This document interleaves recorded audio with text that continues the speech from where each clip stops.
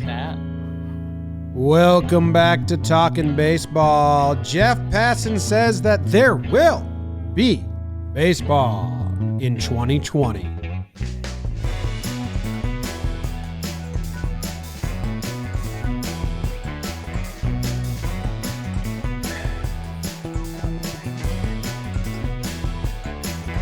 What's going on, everybody? Welcome back to Talkin' Baseball, a little midweek episode. Myself, Jake, Trev, producer BBD in the corner. Excited to talk about this Passan article. We have Puig rumors. We have some sad news. We got some fun tidbits, maybe. Talking baseball. And this episode is brought to you by a couple really special people. Adrian Cosa, or Casa. I'm going to go with Cosa. Taylor Brown. I'm going to go with Taylor Brown on that one. Sam Hogg, 2 G's, so Hogg. Dylan C. DeBaca. Is that like making me say something? C. DeBaca? I don't know. And Brian Kosar. Those are our most recent Patreon supporters. We appreciate them very much, helping out and keeping us afloat here. They get to watch live if they want to. We have Quentin Hubner in the chat. He says, hola. And let's get going. Jake, how are you doing? Man, boys, I'm doing all right. Battling through back pain still. This is now the third time that you and BBD will hear this announced, and some of our listeners. But this might be Trevor's first time finding out that I am on the juice. I'm roiding. I started taking some steroids this weekend for the back. They were having a good effect. Now it's starting to wear off a little bit, so I'm starting to get scared about the back again. But yeah, I don't know. I know potential MLB season, but I'm not sure what it means for my eligibility. I think it'll depend how things kind of sort themselves out with the players union and what they lay out for this year. But I had to do it. It was the best decision for me and my family. And we're just taking it one day at a time over here. So thank you. Wow. Huge news. Trev, do you have a response? Do you have news of your own? No real news. I feel like this was a road that we were going to travel down eventually with you. So now I'm thinking, I was just offering my support for you. And now I'm starting to think maybe this is all kind of made up. And now you just have an excuse to get super jacked. Yeah. Yep. So count on that. That will happen. I dig it. Yeah.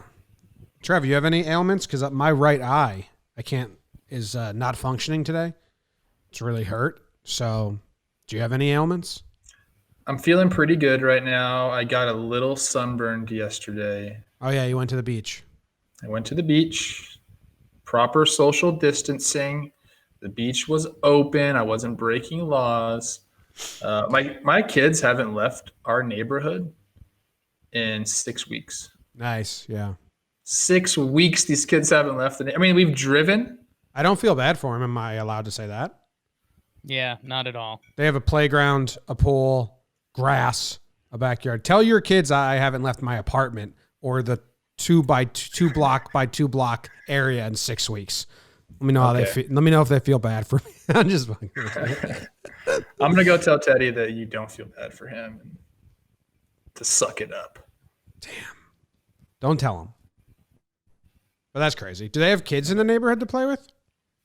Oh, that's not allowed. I'm guessing that's not allowed. We're not doing it. We're doing the things like the drive-by birthday hellos and we see people on walks, I guess, but you still, you don't.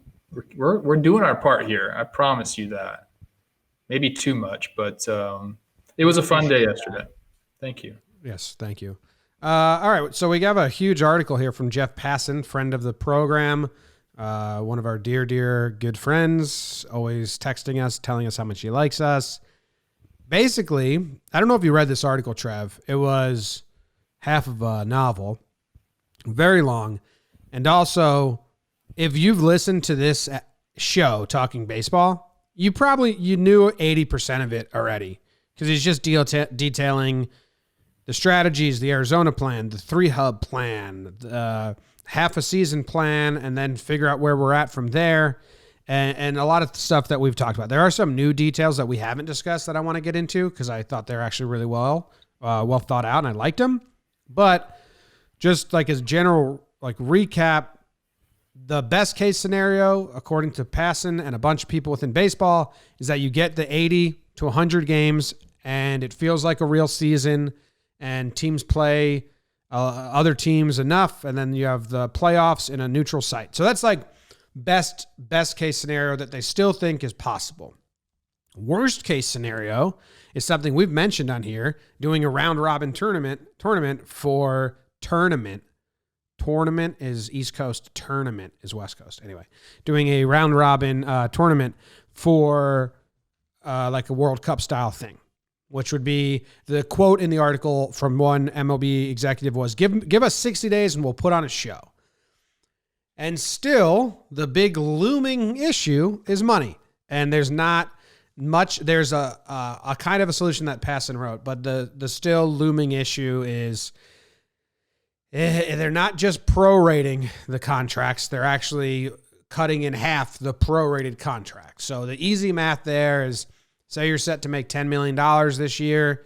They only play 82 games. Prorate it. You're at $5 million. Oh, wait. Now there's no revenue from TV. So you're going to have to cut that in half or near half again. Now you're only making $2.5 million when you're supposed to be making 10 or at least 5. And will players do that for lesser circumstances and care and put their body through kind of a blitz for a fraction of what they supposedly are worth? We've covered all of that on this show a ton. So that's basically what Passan does. So it's a great article for anyone that needed to catch me up. Did you have any takeaways from this, Trev, or anything that I don't know, you looked at and were like, oh, that? Well, first I want to say that Jeff is not a friend of mine, because I don't ever get texts from Jeff. So wow. I want him to know that we should be friends, Jeff, you and I, because I think we would do some good work together. But in saying that, I think you need to know that Jimmy also doesn't get texts from Jeff. So Yeah. your guys are on the same plane. Yeah. is it just you? No, there's no text. No There's no text. Zero text. text. Oh, we're just joking. He was nice to us at winter meetings. We DM. We whatever. DM. He's very You nice. know what? He seems like a nice guy.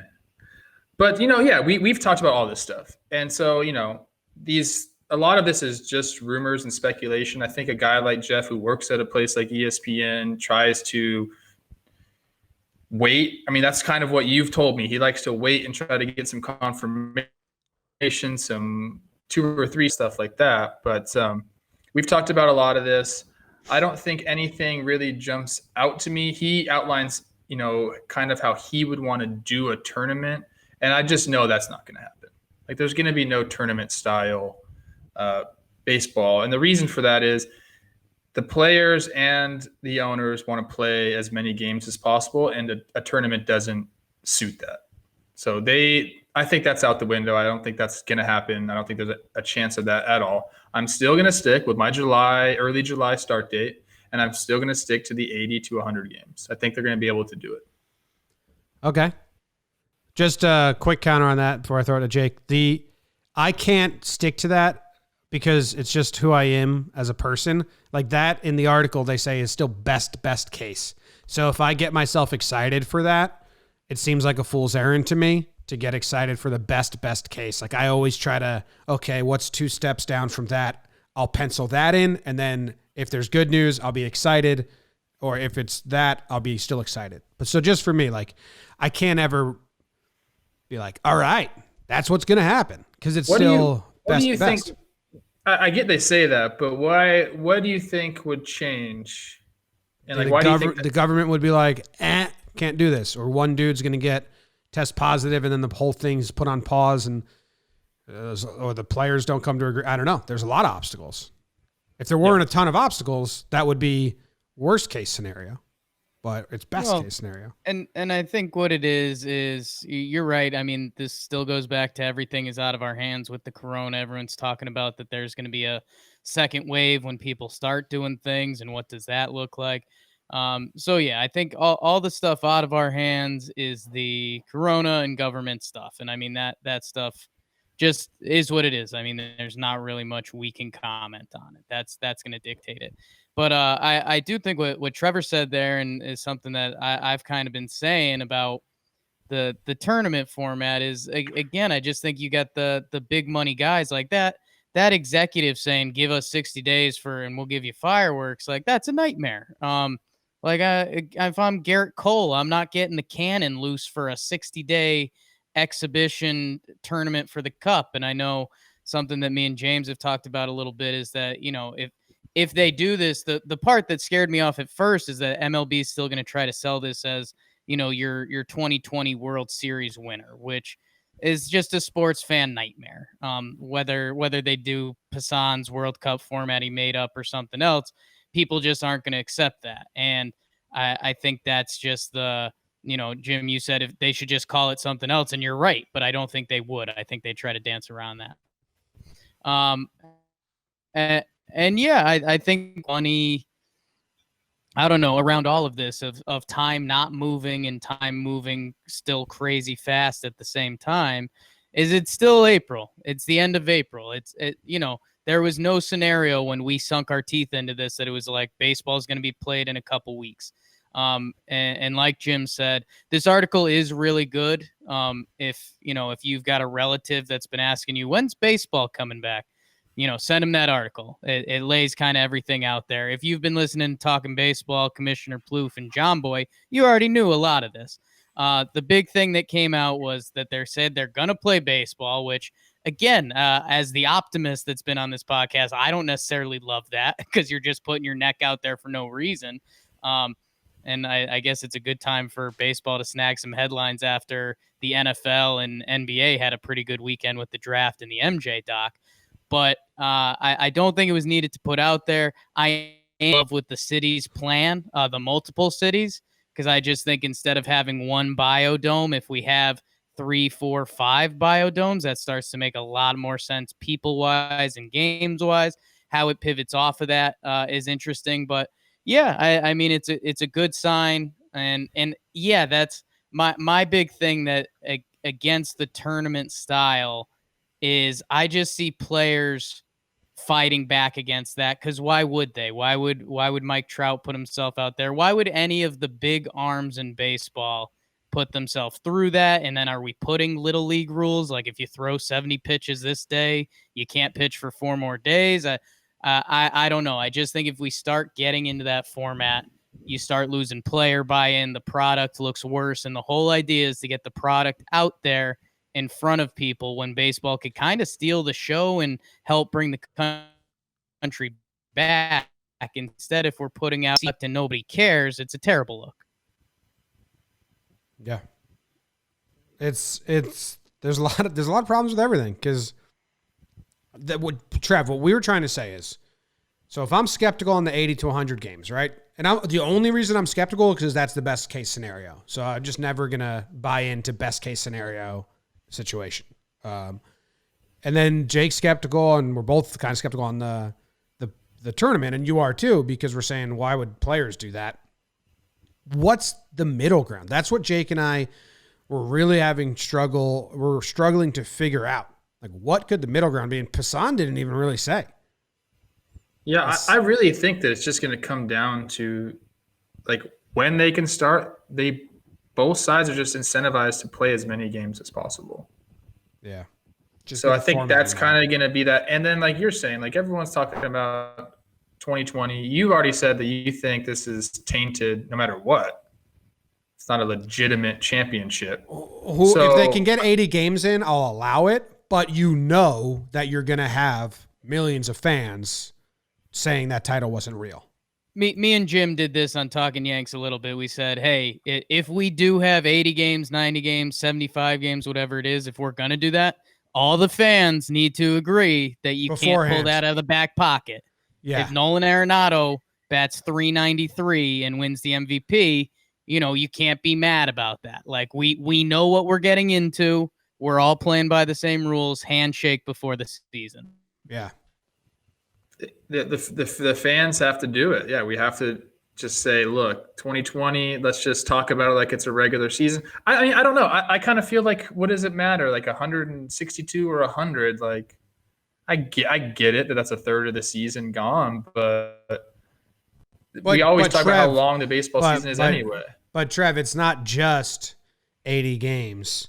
It's 80 games against new division opponents, new scheduling, no travel, double headers every other day, which might completely change your pitching rotation.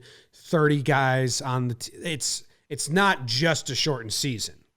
Yeah, but I mean, okay, so the first year that they had a DH, does that like not count either? Like, there are changes in baseball all the time. So I'm just saying that I think you can't expect people to not be like, this isn't what real baseball is. These numbers don't count. Yeah. What I'll say is that I feel a little bit of that emotion depending how we do it, and I think BBD noted this yesterday, is that if they do the 3 stadium thing that's been popular, if they lock those teams in there, I think it comes out to 54 games or something like that they would play between those teams. Is that right? You get 50 if you play the other 9 teams in your hub. If you play each them 2-3 game series, that's 54 games.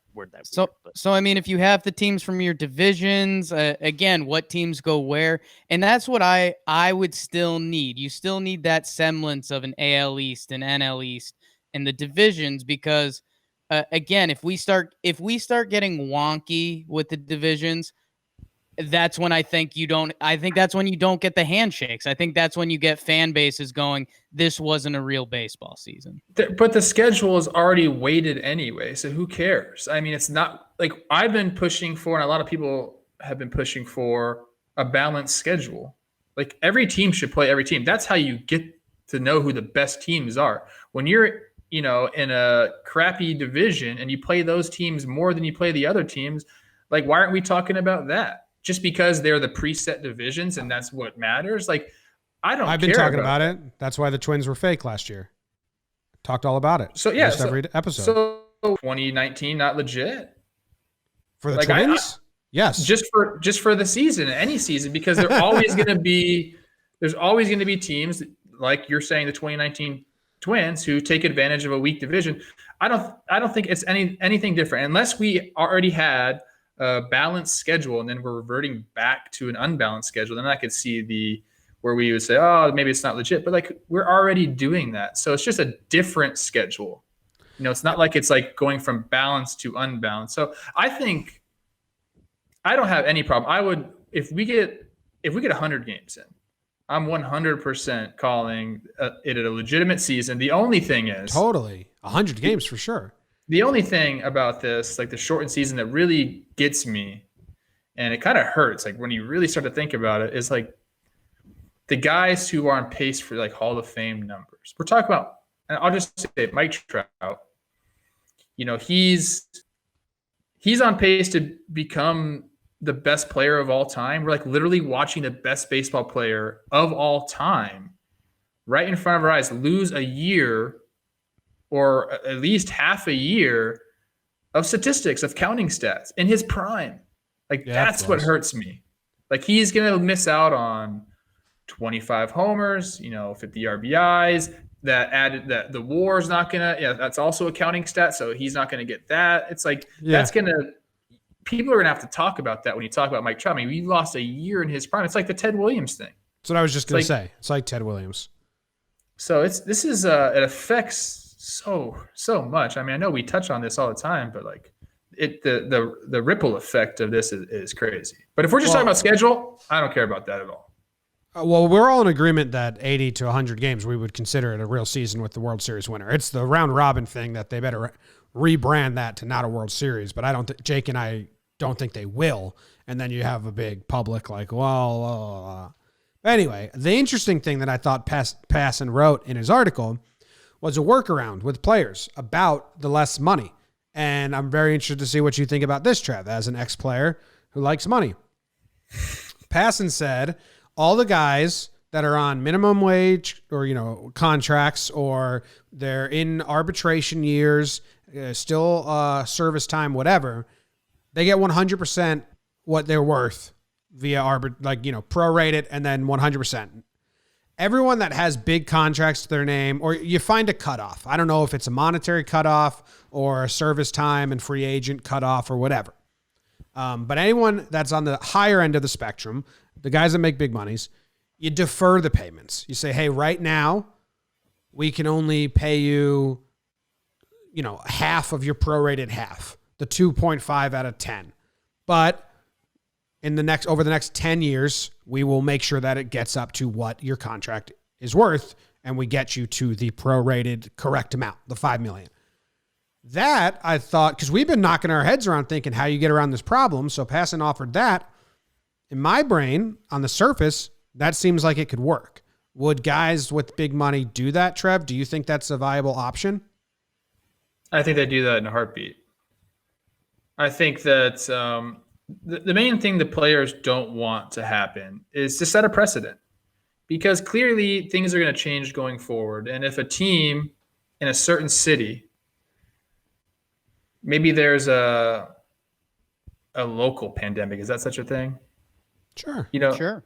So maybe something happens in that particular city and they say, hey, we can't have fans for 4 months of the season. Now, if the president does, we're going to take a huge pay cut, that's going to continue on into the future. So they don't want to set that precedent. So I think if you said, hey, we're going to pay you full, the prorated games, if any games you play, we're going to pay you in full, we'll just have to defer the money, I think guys would say, sure. Because right now, if you look at the numbers, he mentions them in this article, it's $170 million guaranteed across the league when the league's payroll is $4 billion. That's a big difference right there. So that is something, when you're talking about legality and moving forward with an agreement, they just don't want to set that precedent. So I think if you said, yes, we'll pay you prorated full amount, we'll just have to defer it, guys be like, no problem. I can handle that. And I think the money is going to be the last hurdle, right? If the government clears everything, the Rona gets better, they get a system in place, they've got some sort of semblance of a scheduling thing that's going to be the sign-off point is the queso. And I've kind of been the cooler heads will prevail in this. There's a lot of businessmen and a lot of people who want to get paid. And Passan kind of, I think it was Jimmy's eyes kind of jumped to the money in the article, and he's like, "Oh, Passan said they don't have a plan yet. All right, let me know when they do." And it's true. They don't have one yet. I'm still of the ilk. Oh my god, is that a word? I don't. It kind of is. I don't think it's right there. That these owners, if you own a baseball team, you're a good businessman at some business person at some point in your life. And I think, we've talked about some local TV contracts and some national TV contracts potentially. And I think what is interesting, though, because I said this yesterday, was that, if the money isn't going to even out with new contracts or however they do it, I was saying that, that $10 million player example we used, 81 games, they get $5 million. The revenue's not there, but they can get it up to, 80% of that. I think players would still be willing to play for $4 million. But I think it's interesting that you said they don't want to set that precedent of taking less money, because you're right, that is a slippery slope. So after all of that, are you in the camp of that the money, if we get through everything else, the money will figure itself out, or it needs to be kind of more addressed in the nose? Well, it'll figure itself out. But so the players are okay with doing the prorated. They understand that makes sense, because the teams have to pay back their TV contracts if they don't fulfill the right amount of games. So the players are okay with taking prorated. But when it's a prorated salary, so you play 80 games, so it's half, you get paid half already. And then the owners are saying, well, there's no fans, so our revenue's cut, so now we're also going to have to take off a percentage of that. That's what they don't want to do. They're okay with saying, we understand we're only playing half the game, so we'll only get paid half. That makes sense. But the precedent they don't want to set is if there's no fans in the stands, which who knows? This could be a thing that happens every couple of years. You don't know what's going to happen. So you don't want to set that precedent where it's like, if there's no fans in the stands, you're going to make 10% of the prorated amount of games or 10% of your contract. They just don't want to start that. So I think that's kind of, we need to clear that up. But I do think like the money will figure itself out. And I do, on that note, if you want to segue into just a little tidbit that I got. Oh. Callie Trev. It's time for Trevor's tidbits. He's not gonna show you his bits. He's probably taking the shits. It's time for Trevor's tidbits.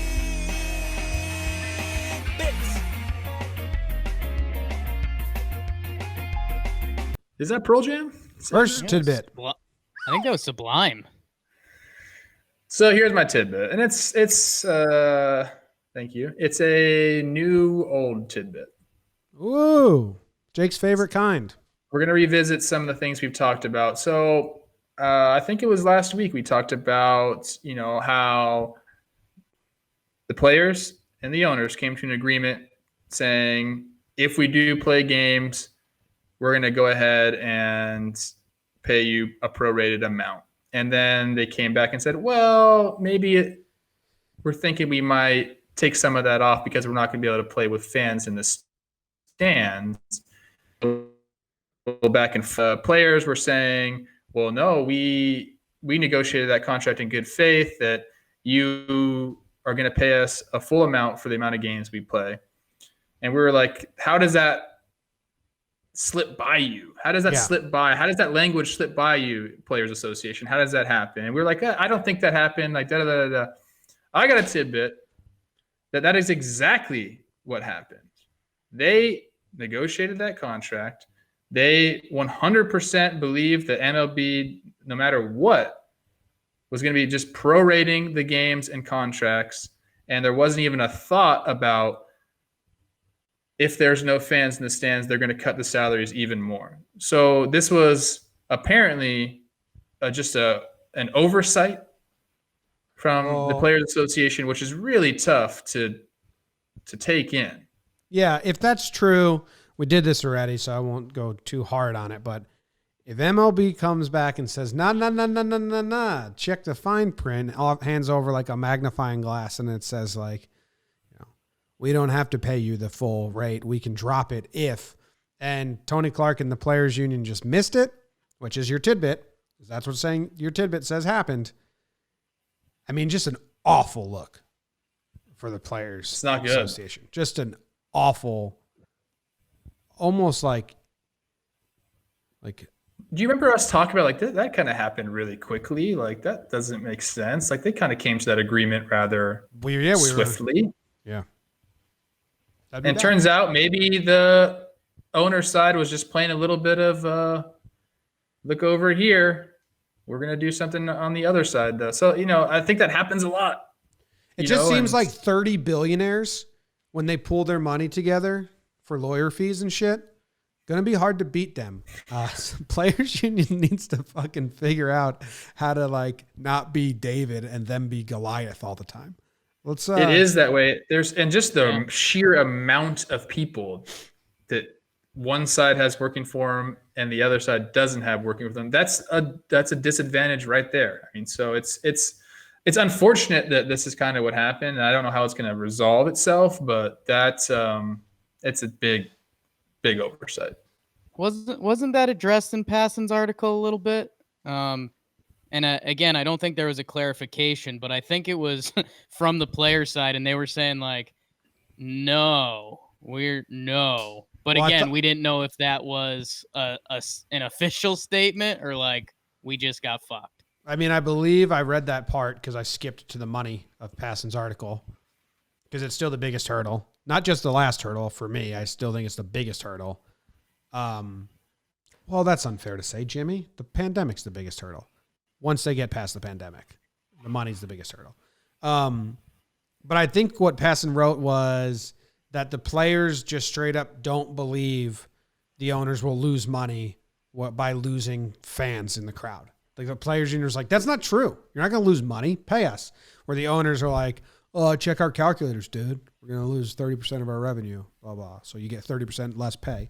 And that was like, so when I read Pattinson's article, I was like, okay, so we're nowhere with that. But I don't know. Yeah, I agree. I don't know how you calculate that, because obviously it's different team by team, how much revenue is brought in by the fans. You really can't say that the Tampa Bay Rays are going to lose 30% of their revenue because there's no fans, because there's no chance that their fans make up 30% of their revenue. So maybe a team like the Red Sox, that's true, which I don't think it is, but No, you could say a team that sells like, out. It's teams like the Padres who just spent a ton of money, teams like the Brewers who just spent a ton of money, the Reds probably fall in here where their TV deals are probably, I mean, you can say for certainty not the same as the Dodgers, the Yankees, the Red Sox. But their payrolls are pretty high for this year because they went all in. I just don't know how much revenue fans bring in. Say it's I don't know. Well, we heard $1 million a game. Just use that as a round number. Is that a lot? I don't know. So I mean, that's 80 million. The original number that was thrown out in the public was 30%. And then we heard from someone that it's higher for certain teams that we're talking about. What's We'll never know. I promise you that we'll never know the real answer to that question. What's the average attendance of a baseball game? Probably 29,000. 28,000. Good job, Trev. 30. Wow. Thank you. Damn. So what's 1 million divided by 28? Oh boy. Not a math I like pod. this. Not a math pub, but we're trying. $35. So if everyone that attends spends $35, they get $1 million a game. That sounds right. That sounds right. After tickets and concessions, I would say that sounds right. Conservative. Well, I think the It's probably average low. that's really low. I would say the average person spends like $100 at a game. We're talking concessions, tickets. You're thinking Yankees and Red Sox. I mean, Yeah. I could go to a Rockies game for $4. Yeah, get a I think beer, yeah. Call it 11. I would say 35 is a good guess. Let's say it's 50. I mean, you guys got to still think remember it's low. suites. I think 50 is the number. All right, let's do 50. So the average start doing attendance is parking. 28,000 times 50. That's 1.4 million a game. And we're talking about 81 games. So times it by 81. That is $114 million for one team. It's a lot of money. It's a lot of money. It's a lot of money. Start selling Yeah, ads. but this is what I'm always going to say. That's to also something not like pure. that. I mean, you have to pay the people, the parking attendants, the people serving the beer. Exactly. The people. So it's not clean revenue, but Okay, 100 million. Well, take away 14. That's how much it costs to pay all the people. This lot is of what we turkey, never man. talk about, though. It's a 3-hour job. It's the franchise value. They never bring that up in any of these revenue tied discussions. It's like your franchise value is, I don't know what it goes up every year. It's a lot. It's a lot. 5 years ago, then you go in 2016, you look at what a team is worth. In 2020, you look at what a team is worth, and it's gone up drastically. I don't even care about what's going on in the economy. It's just kind of how it is. So you have to always take that into consideration. They never mention that in any financial talks. So the money thing is a little bit over our head. I gotta say, like, we don't know all that's going on. We just and did perfect will. math. That math was good, and it's eye opening to think about that. Yeah, I think The it is numbers about $1 were million right. a game. numbers were right for sure. Yeah. All right. Well, let's transition out of this. There's a couple other topics baseball gave us. So you guys good to transition? Yes. I'll play the Puig song. Yasiel Puig, rumored to go to San Francisco. Sensual. Well, that's Puig. He's the most sexual player in the history of Major League Baseball. Okay. Jake, are you happy with Puig if he goes to San Francisco? Yeah, absolutely. I think base that'll embrace them. It's a fun team, and I mean, it's it's almost a lock to be a deadline trade, whatever the trade deadline looks like. But yeah, I mean, Puig, you and I were, I think our sign off line for a couple episodes was like, don't let Puig go to Japan. Because he'd be a star over there. He'd have a blast. He'd probably Actually, I kind of changed it. Send him to the CPBL right now. Yeah. Turn it up to 10 in the CPPL. But yeah, Imagine, dude. Get Puig some ABs. Is he a good player? Like I don't know his numbers. I know he's a good player. I mean, excuse me, but like how good is he? He's Dude, solid. All I know is I'm gonna look it up. people hate him. Like if I post a video about Puig, there's so many comments that just like straight up hate the dude. And unless I'm forgetting storylines, I don't get it. Like I understand that he is a lightning rod and all this. Oh, he's a really good player. Yeah, his numbers are good, Trev. But people like hate him, dude, and I don't get it. Like, Yeah, really his good. story's amazing. He does so much for charity. Held hostage for like 3 months. Came over at like 19 and became a sensation. I know he had some trouble where like he was late to practices and Don Mattingly didn't get along with him and stuff like that. But I don't know. I mean, he career is- OPS of 122, OPS plus, excuse me. 823 regular OPS. I mean, He's fun. Jake likes to It's say a he's a club. threat. 19 It's a WAR. classic case of he set the bar too high early. He came in hot. We thought he was going to be one of the next great players in baseball. I mean, a 22-year-old Puig hit 319 with a 391 on base, 5 OPS with 19 homers in 104 games. He finished second in the rookie year that year, 22 years old in LA. I mean, we thought this kid was the future. He comes back the next year. He's good, not great. And then things start to fall off, as Jimmy mentioned. I think there was some problems within the organization a little bit. If you remember, he got sent down for a little while, and I think their minor league team is Oklahoma City, and he was like partying down there, and everyone's like, Puig, we just sent you down to not do this. But you're right. I mean, it's all been way overblown. And I mean, he's a really nice split-proof corner outfielder, because that was the first thing that jumped out to us, because we were saying, how do you not sign Puig to have him as the, your platoon versus lefty guys? But his numbers versus righty, I think, are even slightly better. So I don't know. I hope this guy, his OPS versus righties is almost 60.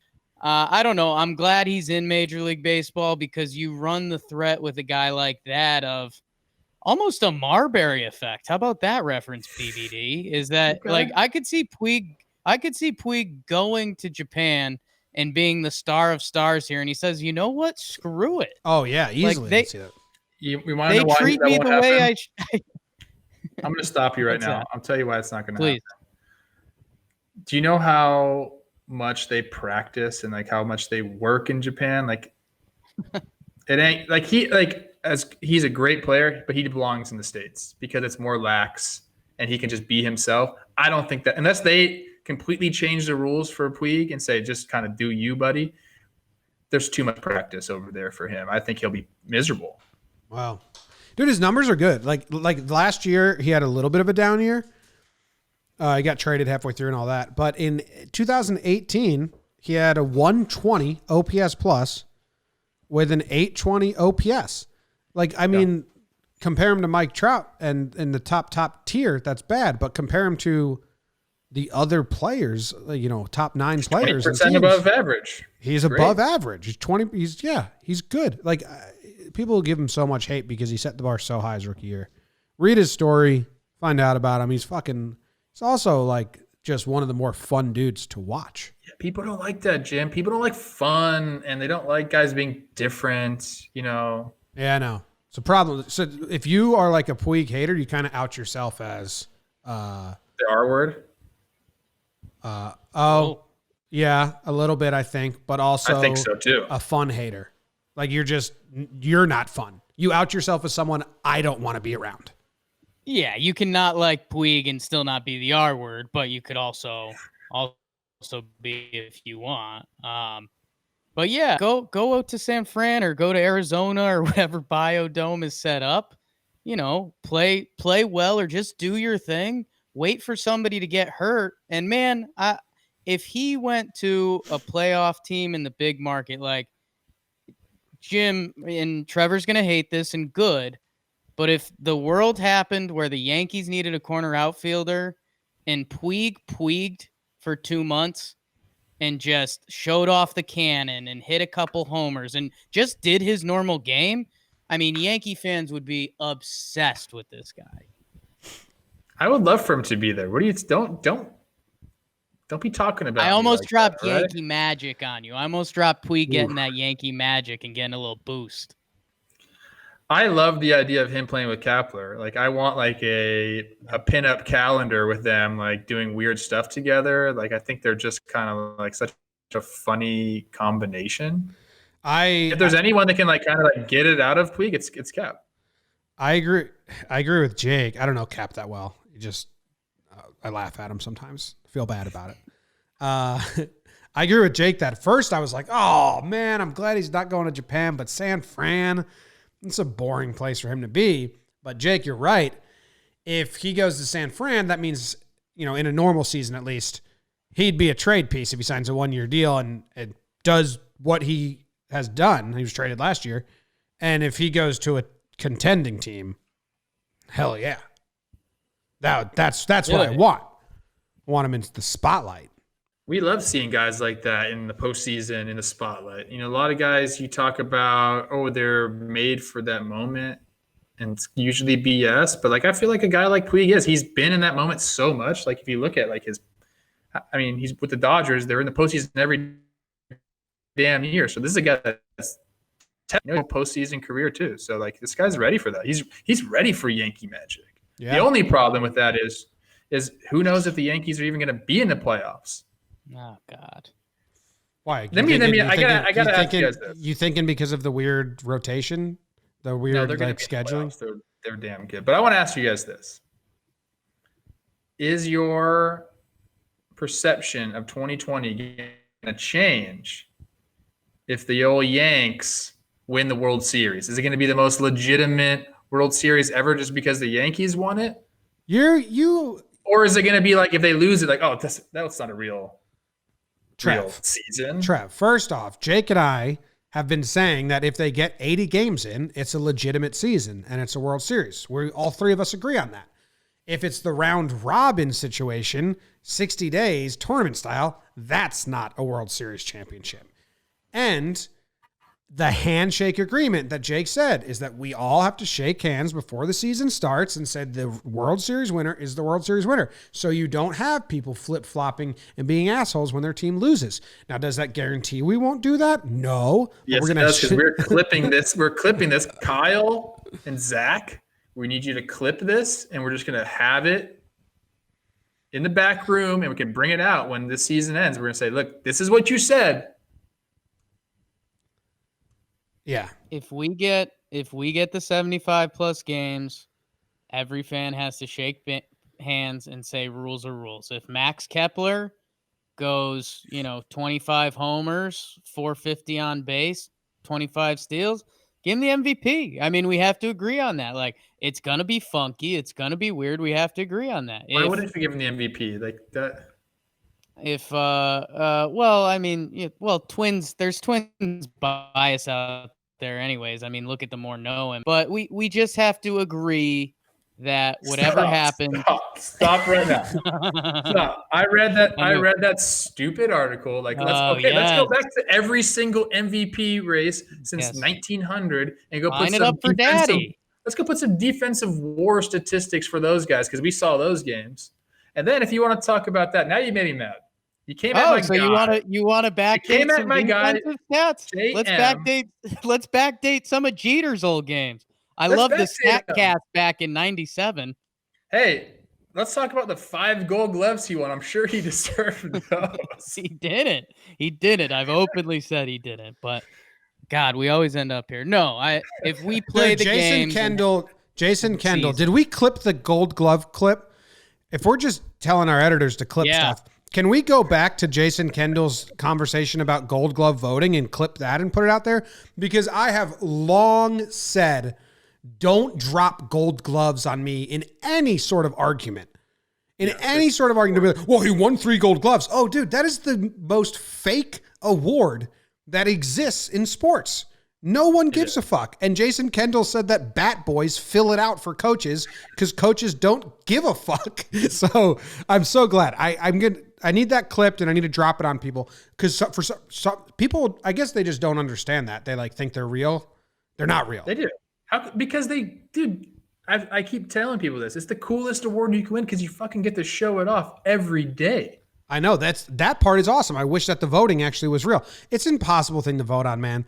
I mean, because no one watches every game. Like Alex Gordon wins left field because the people they do. They watch every game now. So I feel the last 3-4 years they're more legitimate. Wait, who's voting now? It's not it's not coaches? Oh, the coaches obviously are not watching every single game, but the numbers are getting backed up by people who watch every game. So, like, if you're a coach and you don't look at the numbers, I guess then, yeah, you're right. But, like, you should look at the numbers. You think someone watches?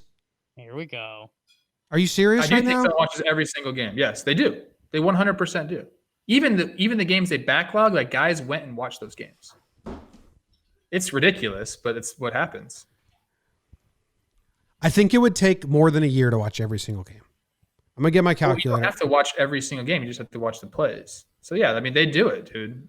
I mean, I've looked this up before. I don't know who the hell does it, but somebody does it. It's 15 games. How many games are there in an MLB season? It's not one person, dude. It's like a gaggle. Well, that's what I'm saying. Nice word. That's what I'm saying. Like, not one person is like, who do I think is the best left fielder? You only saw one of them play 162 times. And then every other one you saw 5 times, maybe. Put it into statistics. But you put it into statistics. But I don't think those people, like I don't think they vote off statistics. And for the longest time, they definitely didn't. So maybe it's getting better. I agree with that. I agree with, like, the coaches. Like, I mean, look, we even get the Players' Choice Award or whatever. Like, you know, you come and you have to fill this thing out. Players aren't in there like, okay, let's make sure we do this like perfectly. Correct. Yeah. It's like, oh, that guy. I don't really like him. So, like, yeah, he had a pretty good year, but he's not even going to be on my ballot, you know? Yeah. Like, there's going to be bias. Alex Gordon will win a Gold Glove until he doesn't play baseball anymore. Dude, he's really good, though. I'm not knocking him. I just don't think any other left fielder has a shot. I mean, this whole thing has just turned into a thing against awards. I mean, how many awards can you give out accurately? If we start getting into the Academy Awards, I mean, we're going to say the Academy Awards. That, you know, the movie that won, what was the movie that won everything this year? The Academy Awards are just rigged, man. Like, that's straight up who pays more money. Well, see, now you're mad at every award. So I don't know. Don't compare be baseball. Happy that No. Be happy that Jeter tipped the ball boys and got his Gold Gloves, and hold keep on. it moving. You just changed everything. Silver Slugger, like MVP, all those are still totally fine. Are they? We just talked about how it's they? Yeah, that's what we're saying. They're not. Defensive statistics. A, all the ways to count them have sucked forever and still suck today. B, you can watch every dude's at bat so easily. To watch like how he plays defense, that's a whole game. You could do the exact same thing with defense. Can get those clips the same exact way, man. Not ground balls. This is not when Jeter was playing. Sure you can. That's what I'm saying. You're on my side right now, kid. Hey, Gold Gloves are dumb. The rest of the awards have some legs to stand on. Gold Gloves have nothing. They have been dumb. I think they're getting better, okay? But can you imagine? Because this has happened, okay? Can you imagine if you're a hitter and you post a 99 OPS plus, so you're below average, right? But you win the Silver Slugger because you hit some home runs, maybe. Is that even possible? If you go back and look at some Gold Glove statistic, people that won Gold Gloves, and you look at their statistics, they are going to be below average fielders, and you could do that within the last 5 years and go look back. There's still going to be guys who finished a year with negative defensive run saves. Their user's bad. Everything's bad. The range factor's bad, and they still won a Gold Glove. Like, can you imagine for a hitting award if you posted a 98 OPS plus and you won the Silver Slugger? It's crazy. I'm sure back in the day there's a couple. There's probably some MVPs, like when Kirk Gibson won his MVP, he wasn't the best player at all. But that's the whole other debate of what is MVP. Yeah. But Silver Slugger's harder. Yeah. All right. Well, Gold Glove voting. Worthy about Justin. All right. Beautiful man. No one's ever said he's more beautiful than Jeter, but beautiful man. Jeter's pretty beautiful. Guys. They're both good-looking guys. Wood. I like Jeter, but he gets so much love that I need to be that balance. That's all. So Jeets. I call him DJ. DJ. Right. I love you, buddy, but I got to balance it out.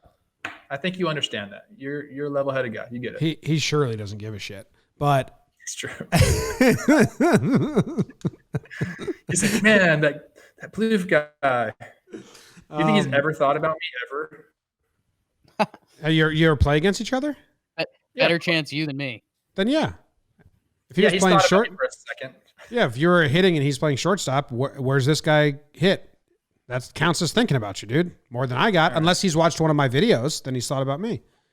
Since he's been done playing, do you think I've ever crossed his mind? No. But don't get beat up about it, Trev. He's thought about signing you. Oh God. Yeah. Imagine if your name floated across his desk back in like 16, 17. I was pretty good back then. Not 17, but maybe. Yeah, cheats, man. He doesn't need my approval. Marlins never reached out to you? No. They were trying to get bad players. I think so. Me neither. I don't know. The other piece of news that I have here is that Chris Davis on the A's no longer wants to go by Crush Davis. Says he never felt comfortable in that, and he's shedding it. And it's just not your call, man. Like, that is just not your call. It's not like you told people to call you Crush Davis. You hit big home runs. So I love him. I mean, I think you can say that. If you're Chris Davis, you could do whatever you want. I don't know. I love that he is like, there's two Chris Davises and he's with a K. Mm-hmm. And like just turned into this absolute masher. I don't know. I love it. I love that there's two of them. And like, he's kind of like other Chris Davis falling apart was kind of big for him. Dude, that's what happened with the Agons too. I think that's why they had to go with Crush Davis, because it was like, you can't just say Chris Davis. It'd be confusing. Yeah. Right? I mean, I just think he has 40 home run seasons in a row. He has three 40 home run seasons in a row. Last year, he hits 23. It's bad timing because now you're like, hey, maybe I'm not. It sounds like a guy who's a little down on himself. Like, why don't you just keep the Crush Davis moniker? Go hit 40 again. If he had 440 home runs in a row and then was like, you know what, I don't like it, that's fair. But it seems very reflective of a poor season, which means he might be a little down on himself, which, come on, pick it back up, dude. You're Crush Davis, for God's sake. He's so strong. I'm having flashbacks. We did play together in 2017. So he's one of my favorite guys to watch hit, just because like what he does is kind of like unorthodox. He's got so much juice. Trevor, I didn't want to S your D today, but I will right now. Tell me a little bit about Chris Davis's approach, because it is a different one that you see come across baseball. I mean, he's clearly driven one way, and I'm sure there was coaches for years that tried to change it, and then they kind of let him go, and it's worked. Honestly, like I tried to pick his brain hitting, and he really just thinks about like his setup, like where his hands are. Like he really, really wants to be loose with his hands, and I guess you can kind of see that when he's setting up.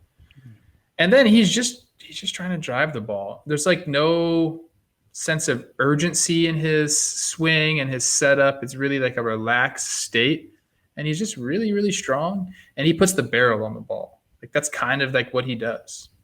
So like I saw him, like there'll be times where he goes into a rut and he'll stay in that rut. He's kind of like a streaky guy, but when he gets hot, I mean, he's hit big home runs. He hits home runs in the first inning. He hits home runs late in the game. Like he just hits, man. And he hits the ball very, very hard. One of those guys I love it. When look at that. Look how relaxed he is. That's all he ever talks about is just wanting to be relaxed and being on time. And he could change the game, man. One swing. Look at that. Threat. It's pretty sweet. That's just using your body the correct way. That's what he does. You guys want to go Go ahead. You guys want to go full circle real quick? Yeah. Mm-hmm. Little unfair and Chris. Well, actually, no. Chris Davis career OPS plus 119. What was Puig's? 122. I think that, I mean, what does that mean? I'm just saying, I mean, Puig couldn't get a job. Davis hit free agency. You'd hear a lot of teams that would be like, and he has in recent years, he had a couple big ins. But again, this kind of loops in the fielding craziness that we did a second ago. Chris Davis hit 42 home runs in 2016. His OPS plus was 123 because, I mean, that was all he did, you know? Hey, Chris Davis's first season, 2013. Puig's 2013. Whoa. Guys. They both raked. Spooky. For both of them, before last year, their career started in 2013.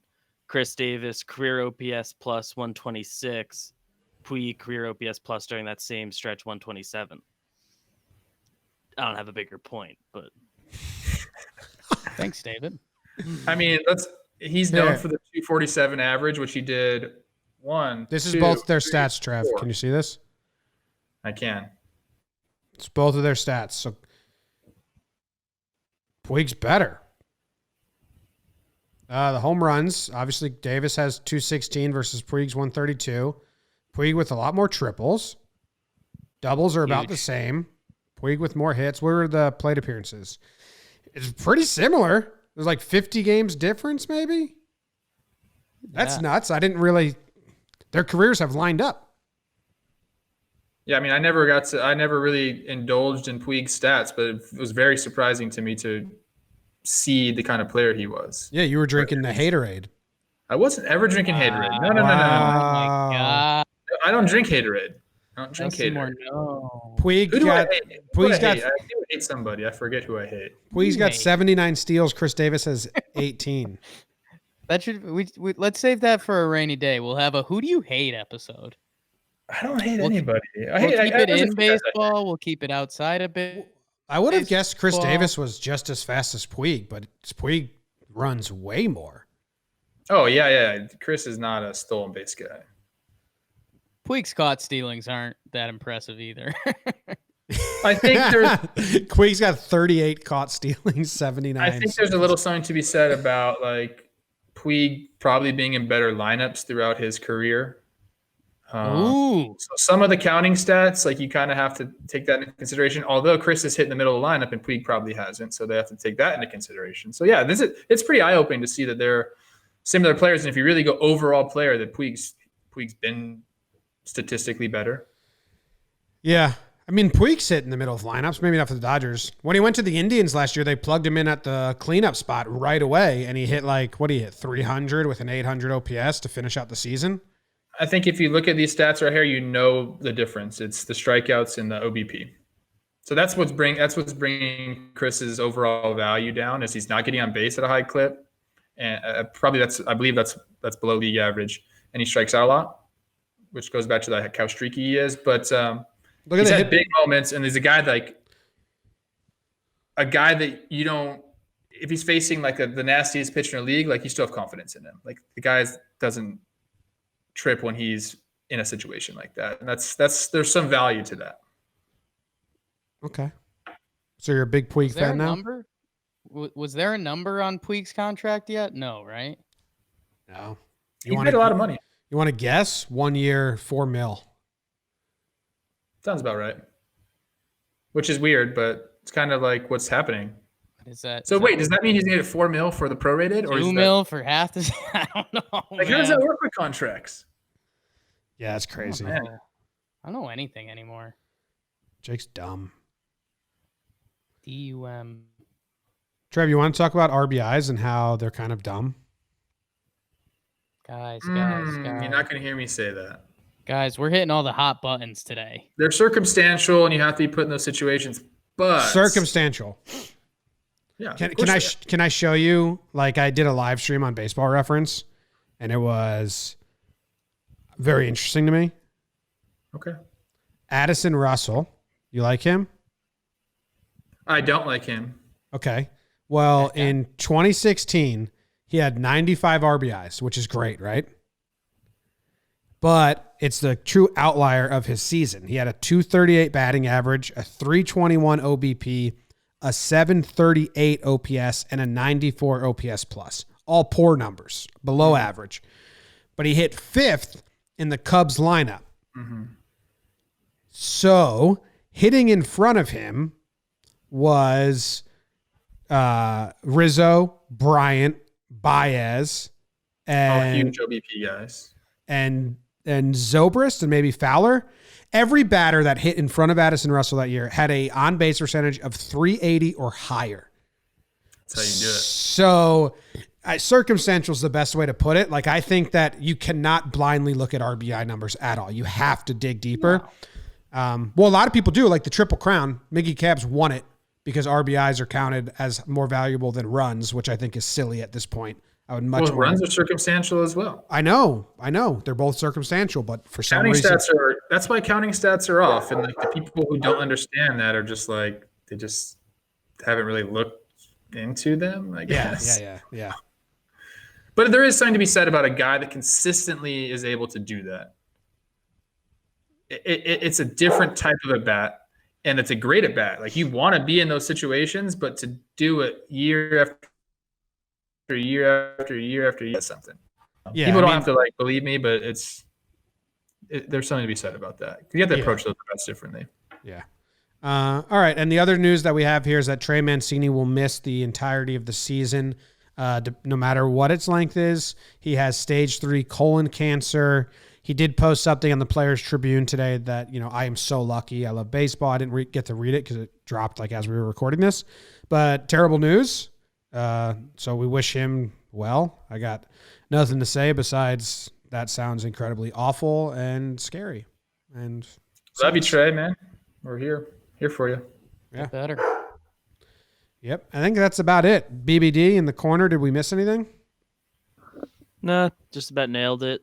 I read the Trey Mancini thing between JJR and this, and it's a tearjerker. Okay.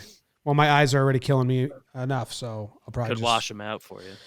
Oh, that's huge. My favorite thing, Trev, is we post snippets of this show onto the main YouTube channel, and there are always comments like, who the fuck's that guy in the bottom right corner? Why is he there?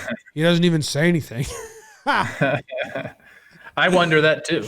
Makes me laugh every time. But all right, that's the end of this episode. This very well-rounded episode. We talked baseball, coming back. We talked Puig. We talked RBIs. Tried to figure out who Trev hates the most. Didn't get there yet.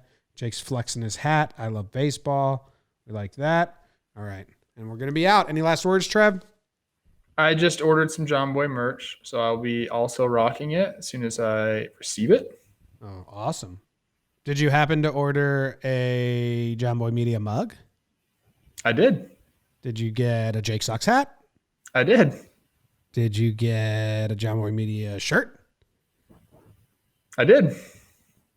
Is that for your daughter? Your son? Nope. I didn't get anything for them. Sorry, guys. Okay. I was looking at your order. I have your order up. Yeah, I don't think I got anything for them. I wasn't supposed to. Oh. You got a JOMBOY Media, a breakdown shirt. It's in parentheses small. I thought you ordered a small, but it just means the logo on the shirt is small. Yes. And then I got a sweatshirt. Mug.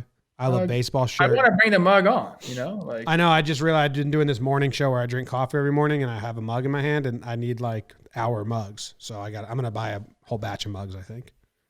Yeah, I have to have my Jake Sucks hat. I mean, it's really cool if he just says it all the time right here, so people just know. Does anyways, Big Daddy. Ooh, I don't think you suck. I'm gonna go out and just say that. Yeah, how quickly you forget the spring training trip. God, it seems like a fucking lifetime ago. It's another S and the That- D that reference, Jake.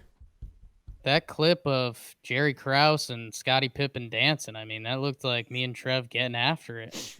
Yeah. All right, I'm going to play the outro music. Seems like we're doing post-game talk anyway. Yeah. Na, na, na, na, na.